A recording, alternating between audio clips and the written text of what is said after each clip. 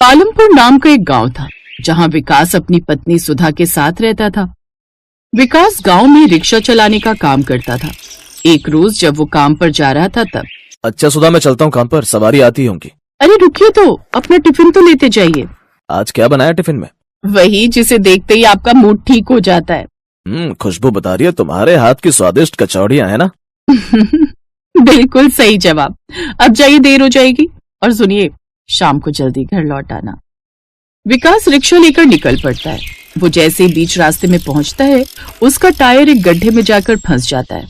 वो जैसे जोर लगाकर उसे निकालने की कोशिश करता है तो वो रिक्शा खाई में गिर जाता है। हे भगवान, ये क्या हो गया? मेरी कमाई का जरिया खत्म हो गया। उदास होकर वो घर लौट आता है और सारी बात अपनी पत्नी को बताता है। अब वो अगले दिन गांव के सेठ जी के पास मदद मांगने जाता है। कोई पैसे नहीं है मेरे पास, तुम गरीबों का क्या पता पैसे लौटाओगे कि भी नहीं। अब जाओ यहाँ से। घर लौटते वक्त उसे एक जगह भारी सामान ढोने का काम मिल जाता है। अब वो एक जगह से दूसरी जगह भारी सामान ढोने लगता है, जिससे वो बहुत थक जाता था। ऐसे ही एक रोज जब वो जंगल के रास्ते घर आ रहा था तो उसे रास्ते में एक बूढ़ी अम्मा मिलती है जो एक पेड़ के नीचे बैठी थी। बेटा, इस बुढ़िया को कुछ खाने को मिल सकता है? मुझे बड़े जोरों की भूख लगी है। पिछले 2 दिनों से मैंने कुछ नहीं खाया है। अम्मा तुम चिंता मत करो, मेरी घरवाली ने कुछ कचौड़ियाँ बनाकर दी थी, आप इन्हें खा लो। वो उस बूढ़ी अम्मा को कुछ कचौड़ियाँ खाने को देता है। उन कचौड़ियों को खाकर बूढ़ी अम्मा बड़ी खुश हो जाती है। वाह बेटा, ये तो सचमुच बड़ी ही स्वादिष्ट है। इतनी अच्छी कचौड़ियाँ तो मैंने अपने पूरे जीवन काल में कभी नहीं खाई। बेटा, तुम्हारा बहुत बहुत शुक्रिया। क्या बात है बेटा, तुम कुछ परेशान लग रहे हो? विकास उसे सारी बात बताता है। अच्छा, ये बात है। चलो मेरे साथ चलो, तुम्हारी परेशानियों का हल है मेरे पास। वो बूढ़ी अम्मा उसे अपने साथ एक गुफा में ले जाती है और वहां रखी एक कढ़ाई उसे देती है। ये कोई ऐसी वैसी कढ़ाई नहीं है। इसमें तुम अपनी पत्नी से इसमें कचौड़ियाँ बनाने को कहना, फिर देखना चमत्कार। लेकिन मैं इसे कैसे ले सकता हूँ? रख लो बेटा। ये समझ लेना, तुमने जो इस बुढ़िया को इतनी अच्छी कचौड़ियाँ खिलाई हैं, ये उसी का इनाम है। अब तुम इसमें बनी हुई कचौड़ियाँ बनाकर बेचना और जैसे ही तुम्हारी 2000 कचौड़ियाँ बिक जाएंगी, उस दिन इस कढ़ाई में तली कचौड़ियाँ जो बनकर निकलेंगी, वो तो तुम्हारे भाग्य ही बदल देंगी। क्या सच में? धन्यवाद माई। विकास वो कढ़ाई लेकर घर आ जाता है और अपनी पत्नी को सब बताता है। उस बूढ़ी अम्मा ने कहा था जो चीज तुम्हें सबसे अच्छी बनाना आती हो वो बनाना, और कचौड़ियाँ तो तुम्हारे हाथ की लाजवाब होती हैं, उसका कोई जवाब नहीं। देखने से तो ये सुनहरी कढ़ाई बड़ी ही सुंदर लग रही है। अब इसका चमत्कार भी देख लेते हैं। मैं अभी कचौड़ियाँ बनाकर लाती हूँ। सुधा रसोई में जाकर कचौड़ियाँ तलने लगती है तो वो कचौड़ियाँ दिखने में बिल्कुल सोने जैसी लग रही थी। सुनिए, यहाँ आइए। ये देखिए कितनी सुंदर सोने जैसी कचौड़ियाँ हैं। ये खाकर बताइए कैसी बनी है। विकास ने जैसे उस कचौड़ी का निवाला तोड़कर अपने मुंह में डाला तो वो हैरान ही रह गया।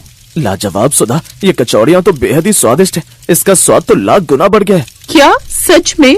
लाओ मुझे तो। जैसे ही दोनों ने वो कचौड़ियाँ खाई तो उनका मुंह खुला का खुला रह गया। इतनी स्वादिष्ट कचौड़ियाँ खाकर तो वो दोनों हैरान ही रह गए। अब लाओ तुम ये जल्दी से मुझे सारी कचौड़ियाँ एक टोकरी में रखकर दे दो, मैं इन्हें गाँव में बेच कर आता हूँ।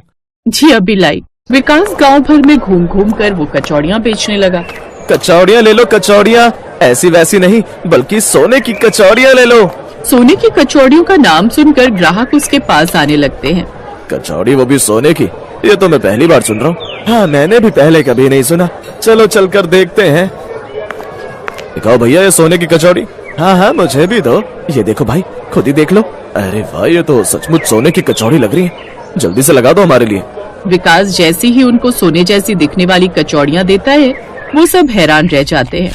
वाह, ये तो दिखने में जितनी सुंदर है, खाने में उतनी लाजवाब। वाह भाई वाह, मजा आ गया, सच में मजा आ गया।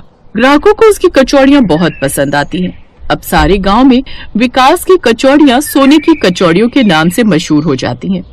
अब रोज सुधा उसे उस कढ़ाई में कचौड़ियाँ बनाकर देती और विकास उन्हें ले जाकर गाँव भर में बेचता। ऐसे उसकी 2000 कचौड़ियाँ बिक गई। फिर एक रोज जब सुधा रसोई में कचौड़ियाँ बना रही थी तो उस रोज की कचौड़ियाँ उसे बड़ी ठोस लगी। अरे, ये कचौड़ी इतनी ठोस कैसे हो गई और ये टूट क्यों नहीं रही? जैसे उसने वो कचौड़ी ध्यान से देखी तो वो हैरान रह गई। उसने विकास को आवाज लगाई, सुनिए, जल्दी इधर आइए, ये तो चमत्कार हो गया। क्या हुआ, क्यों चिल्ला रही हो? ये कचौड़ियाँ देखिए, वो कचौड़ियाँ असली सोने की थी। सुधा, ये तो सोने की कचौड़ियाँ हैं। बिल्कुल सही जी। अब तो हमारी किस्मत ही बदल जाएगी। तभी उस जादुई सोने की कचौड़ी से आवाज आई, हाँ, हम जादुई सोने की कचौड़ियाँ हैं। अब इन जादुई कचौड़ियों से तुम्हारे सारे दुख दूर हो जाएंगे। अब तुम्हें गांव-गांव जाकर कचौड़ियाँ भी नहीं बेचना पड़ेंगी। आज के बाद जब भी तुम्हें इस कढ़ाई से जादुई सोने की कचौड़ियाँ चाहिए होंगी, तुम मांग लेना। अब उन जादुई सोने की कचौड़ियों को बेचकर विकास एक बहुत बड़ा नया घर भी बनवा लेता है। एक समय था सुधा, जब हमारे पास कुछ नहीं था, लेकिन आज हमारे पास किसी चीज की कमी नहीं है। बिल्कुल सही कहा। मुझे लगता है हमें एक बार उन बूढ़ी अम्मा से मिलकर उनको धन्यवाद देना चाहिए। वो दोनों बूढ़ी अम्मा को ढूंढते हुए उस गुफा की ओर गए, लेकिन ना तो वहाँ कोई गुफा थी और ना ही कोई बूढ़ी अम्मा। कमाल है, यही तो वो जगह थी जहाँ वो मुझे लाई थी, लेकिन आज तो यहाँ कोई गुफा नहीं है। शायद वो कोई चमत्कारी शक्ति थी जो हमारी मदद के लिए आई थी। वो दोनों वापस घर लौट आते हैं। उधर गांव का सेठ अब उनकी तरक्की से जलने लगा था और वो अपने नौकर महेश से कहता है, ये कल का रिक्शा चलाने वाला रातों रात अमीर कैसे बन गया? सुना है उसने कई सारे खेत और जमीन भी ले लिए हैं। सुना है वो सोने की कचौड़ी बनाकर इतना अमीर हो गया है। अब वो दोनों विकास और सुधा पर नजर रखने लगते हैं। फिर एक रोज जब सुधा सोने की कढ़ाई में सोने की जादुई कचौड़ियाँ बना रही थी, इस सोने की कढ़ाई से हमारी जिंदगी बदल गई है। तभी विकास उससे बोला, ठीक कहा, अगर ये कढ़ाई हमारे पास नहीं आती तो हम कभी इतने अमीर नहीं बन पाते। महेश ये सारी बात सुन लेता है और एक रोज सेठ और महेश मिलकर उनकी सोने की कढ़ाई चुरा लेते हैं। मैंने रात को तो यहीं रखी थी, पता नहीं कहाँ चली गई। उधर जैसे ही सेठ सोने की कढ़ाई में कचौड़ियाँ बनाने लगता है, उसमें से पत्थर की कचौड़ियाँ निकलने लगती हैं जो उस पर वार करने लगती हैं। बचाओ, इस कढ़ाई में तो कोई भूत है, बचाओ बचाओ। सेठ भागते हुए विकास के पास जाता है और उससे माफी मांगता है। मुझे माफ कर दो विकास, तुम्हारी सोने की वो जादुई कढ़ाई मैंने ही चुराई थी। इन कचौड़ियों को बोलो मुझ पर वार करना बंद करे। रुक जाओ जादुई कचौड़ियों। सेठ जी, आज आपको समझ में आ गया होगा कि इंसान गरीब या अमीर नहीं होता, बल्कि इंसान तो इंसान होता है। इंसान को कभी पैसों का गुलाम नहीं बनना चाहिए। पैसे हमारे काम आते हैं, हम पैसों के नहीं। मैं ये बात आज समझ गया। मैं अब से कभी अमीर गरीब में भेदभाव नहीं करूंगा। सेठ विकास से माफी मांगकर उस जादुई सोने की कढ़ाई उसे वापस कर देता है।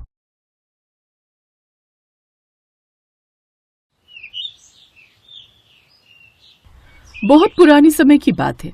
किसी गांव में महेश और सुरेश नाम के दो भाई रहा करते थे। किस्मत की बात है कि बड़ा भाई महेश एक अच्छी नौकरी करता था और वो एक अमीर आदमी था। वो अपनी पत्नी ममता के साथ रहता था। वहीं दूसरी तरफ छोटा भाई सुरेश गरीब था। वो मेहनत मजदूरी करता था और अपनी बीवी कोयल के साथ रहता था। लेकिन एक दिन ऐसा हुआ कि उनके माँ बाप एक ही दिन एक ही समय पर गुजर गए। माँ, पिताजी, आप दोनों तो एक साथ हमें छोड़कर चले गए। शांत हो जाइए आप, अब होनी को कौन टाल सकता है। बच्चों की तरह रोना बंद करो, हर किसी को एक न एक दिन जाना ही है। अगले दिन, सुनिए, सुरेश और उसकी बीवी क्या हमेशा इसी घर में रहेंगे? हमारे टुकड़ों पर ही पलते रहेंगे? ममता, तुम बिल्कुल सही कह रही हो। अगले दिन, सुरेश, जब तक माँ बाप जिंदा थे तब तक तुम दोनों हमारे साथ रह रहे थे, लेकिन अब तुम्हें कहीं दूसरी जगह इंतजाम कर लेना पड़ेगा। भैया, आप ये क्या कह रहे हो? अपने छोटे भाई से अलग होने की बात कर रहे हो? तू कौन होती है दो भाइयों के बीच में बोलने वाली है? कोयल, भैया और भाभी सही कह रहे हैं। ये घर भैया और पिताजी ने अपनी मेहनत की कमाई से बनाया था। मेरी इसमें सिर्फ मेहनत है, कमाई नहीं। इसीलिए हमारा इस घर पर कोई हक नहीं। सुरेश के हिस्से में थोड़ा सा खेत बचा था। वहीं पर वो अपनी पत्नी कोयल को लेकर चला गया। कोयल, आज से यही हमारा आशियाना है। मैं जा रहा हूँ काम पर, वैसे भी आज बहुत लेट हो गया। महेश जिस फैक्ट्री में काम करता था, वहाँ पर वो जैसे ही पहुंचा, वैसे ही वहाँ के सिक्योरिटी गार्ड ने उसे रोक लिया। कहाँ घुसे चले आ रहे हो? अरे गार्ड साहब, भूल गए क्या मुझे? मैं इसी फैक्ट्री में काम करता हूँ। काम करते नहीं हो, काम करते थे। तभी वहाँ पर मुनीम जी आ गए। गार्ड साहब बिल्कुल सही कह रहे हैं सुरेश। जब तुम्हारे भाई ने तुम्हें अपनी जायदाद और अपने घर से अलग कर दिया है, तो हम तुम्हें काम पर क्यों रखें? अभी तक तुम उनकी गारंटी पर काम कर रहे थे, पर अब वो गारंटी खत्म हो चुकी है। तुम कहीं दूसरी जगह काम देख लो। ये सुनकर सुरेश को बहुत बड़ा सदमा लगा। उसने मुनीम से कुछ नहीं कहा और आसपास की दूसरी कंपनियों में बहुत सारी दुकानों में काम ढूंढने की कोशिश करने लगा, लेकिन उसे कहीं काम नहीं मिला। अरे, आज आप जल्दी आ गए? सुरेश ने सारी बात कोयल को बता दी। आपको बुरा लगेगा लेकिन मैं फिर भी कहूंगी, आपके बड़े भैया तो आपके साथ ऐसी हरकत कर रहे हैं जैसे वो आपके भाई नहीं बल्कि दुश्मन हो। और इसमें आपके भैया की भी पूरी गलती नहीं है। सब कुछ ममता भाभी का किया धरा है। दिन रात वो महेश भैया के कान भरा करती हैं। कोयल, किसी दूसरे को गलती देने से क्या फायदा? भैया की किस्मत अच्छी थी, उन्होंने पढ़ाई लिखाई मेहनत की और एक अच्छी नौकरी पा गए। मैं वैसा कुछ नहीं कर पाया। ऐसे ही दिन बीतते गए, लेकिन सुरेश को कहीं काम नहीं मिला और उसके छोटे से खेत में मूंगफली की फसल तैयार हो गई थी। कोयल, लगता है इस बार मूंगफली की फसल बहुत अच्छी हुई है। मैंने फैसला किया है कि अब कहीं नौकरी नहीं करूंगा, बल्कि मूंगफली बेचूंगा। मूंगफली की पट्टी बनाकर बेचूंगा और साथ ही साथ एक छोटी सी चाय की दुकान भी खोल लूंगा। हाँ, ये सबसे अच्छा तरीका है। अगले दिन कोयल और सुरेश मिलकर अपने खेत की खुदाई करने लगे। तभी वहां पर चुपके से ममता आ गई और दूर से खड़ी होकर उनकी हालत पर हंस रही थी। अच्छा हुआ कि हमने इन्हें घर से बाहर निकाल दिया वरना इनकी गरीबी देख देख कर हम भी एक दिन गरीब हो जाते सुरेश और कोयल खुदाई कर ही रहे थे कि तभी अचानक खेत के अंदर से एक जादुई मूंगफली निकली और देखते ही देखते उसका आकार बड़ा हो गया। ये क्या निकला इस खेत से? इतनी बड़ी मूंगफली तो मैंने आज तक नहीं देखी। तभी अचानक उस मूंगफली से एक आवाज आने लगी। मैं एक जादुई मूंगफली हूँ। तुम दोनों की मेहनत और आपस में असीम प्रेम की वजह से मैं तुम दोनों से बहुत प्रसन्न हूँ। इस मूंगफली का तेल निकालकर अपनी रसोई घर में भगवान के सामने दिया जला देना। तुम्हारा रसोई घर सोने का बन जाएगा। इतना बोलकर वो मूंगफली जमीन पर गिर गई। कोयल, हमने आज तक किसी के साथ ना ही गलत किया है, ना ही किसी के बारे में गलत सोचा है। शायद हमें उसी का फल मिला है। चलो इस मूंगफली का तेल निकालते हैं और फिर भगवान के सामने दिया जला देते हैं। देखते हैं सच होता है या नहीं। ये अनपढ़ और गरीब लोग भी ना किसी की भी बात मान लेते हैं। जादू वादू कुछ नहीं होता। ये लोग भिखारी थे और भिखारी रहेंगे। इतना कहकर ममता वहां से चली गई। इधर अब सुरेश ने उस मूंगफली का तेल निकाला और रात में उसी तेल से भगवान के सामने दिया जला दिया। और जब सुबह दोनों सोकर उठे तो उनकी रसोई सोने की बन चुकी थी। सुरेश, ये तो कमाल हो गया। हमारे रसोई घर में रखी हर एक चीज सोने की हो गई।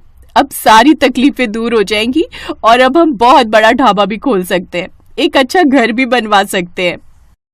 हाँ कोयल, तुमने बिल्कुल सही कहा। अगले दिन ही उस रसोई घर में रखे 2-3 सोने के चम्मच सुरेश ने बेच दिए और जो भी पैसा मिला उससे उसने सबसे पहले तो एक अच्छी सी दुकान खोली और फिर धीरे धीरे घर भी बनवाने लगा। ये सब जब उसके भाई और भाभी ने देखा तो दंग रह गए।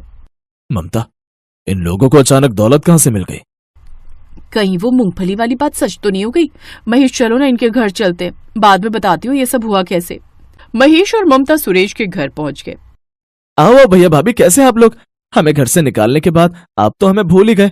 सुरेश, तू तो जानता ही है कि मैं तेरी तरह फ्री तो रहता नहीं हूँ। इधर से गुजर रहा था, तेरा घर देखा तो चला आया। कोयल, तुम्हारी रसोई घर से पीली पीली रोशनी आ रही है। क्या मैं तुम्हारा रसोई घर देख लूं जाकर?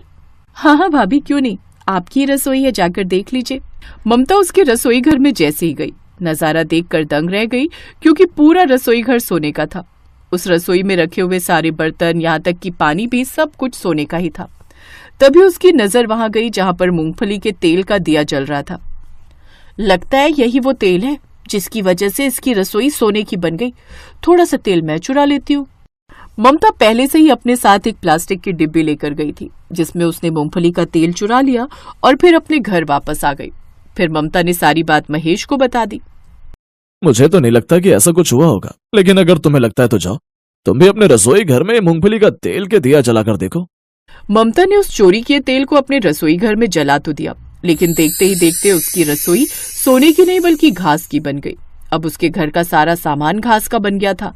सारी सब्जियां, मसाले, सब कुछ घास का ही बन गया था जिसकी कोई कीमत नहीं थी। देखते ही देखते उसके रसोई घर में बहुत सारी बकरियां, गाय, भैंस घुस गई और घास चढ़ने लगी। अरे ये सब क्या हो गया? भगवान ने हमारे साथ गलत किया है। कोयल की तो पूरी रसोई सोने की बन गई, पर इस तेल को जब मैंने जलाया तो घास की रसोई बन गई। ये सारे जानवर देखो हमारे घर में घुस आए हैं। उस चोरी के तेल से उन लोगों का इतना नुकसान हुआ कि महेश की नौकरी चली गई। उनका पूरा घर घास का बन गया। वहां जानवर ही जानवर आ गए। महेश और ममता जमीन पर आ गए। अब उनके पास कुछ भी नहीं बचा। ममता, ये सब कुछ तुम्हारे लालच की वजह से हुआ है और कहीं ना कहीं मेरी भी गलती है, क्योंकि मैं भी तुम्हारी बातों में आ गया था। सुरेश और कोयल के साथ हमने कितना गलत किया, जबकि वो मेरा भाई है। फिर भी उन दोनों ने कभी हमें पलटकर जवाब नहीं दिया। उनके दिल में प्रेम था, उनके दिल में असली भक्ति थी, इसीलिए उनका रसोई सोने का बन गया।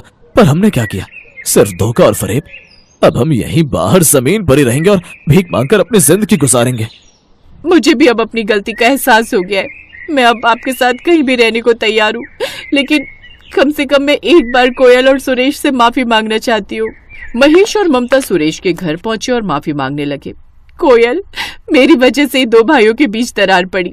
मैंने तुम्हारे रसोई घर से वो तेल चोरी किया जिससे तुम्हारी रसोई सोने की बन गई थी। उस दिन मैंने जादुई मूंगफली की सारी बातें सुन ली थी। ये सब कुछ मेरे लालच और घमंड की वजह से हुआ। मेरा घर तबाह हो गया। मेरा रसोई घर और पूरा घर घास का बन गया, जिससे सारे जानवर मेरे घर को ही खा गए। कोई बात नहीं, आज से हम सब मिलकर एक साथ रहेंगे। अब वो चारों एक साथ खुशी खुशी रहने लगे। हेलो दोस्तों, कैसे हैं आप सब? हमारी कहानियाँ देखने के लिए हमारे चैनल को सब्सक्राइब कीजिए और हाँ, बेल आइकॉन पर क्लिक करना मत भूलिएगा।